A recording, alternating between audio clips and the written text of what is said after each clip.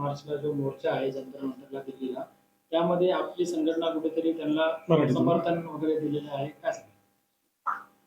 22 आणि 23 मार्च दिल्ली जंतर मंतरला कार्यक्रम लावलेला आहे. अनेक संघटना मिळून आहेत आणि त्या दिल्लीच्या कार्यक्रमाचे आयोजक आज शैलेशजी पाठक साहेब आलेत, सुरेशजी आहेत यादव, सुमेर अंबावतजी आहेत आणि काही संघटना आहेत आणि मोठ्या प्रमाणात संघटना त्या कार्यक्रमाच्या मोर्चाला हजर होणार आहेत. आणि महाराष्ट्रामध्ये आपण भारत लेवलवर जरी काम करत असो, आपल्या संघटनेचं नाव ऑल इंडिया वाहन चालक मालक महासंघ.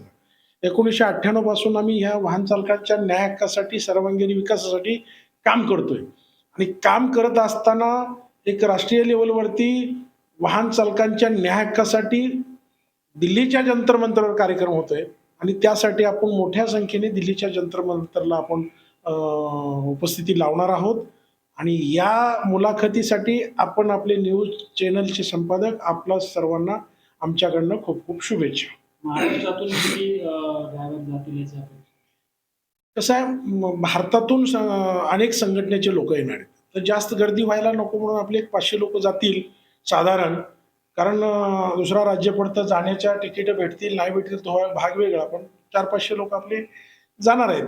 भूपेंद्र यादव असतील नाशिकवरनं, नंदकुमार नामदास आहेत, पश्चिम महाराष्ट्रावरनं सुशील धुर्वे आहेत, पप्पूभाई हरबंसिंग नंदे आहेत, हे असे आणि दस्तगीरबाई आहेत आमचे प्रदेशाध्यक्ष.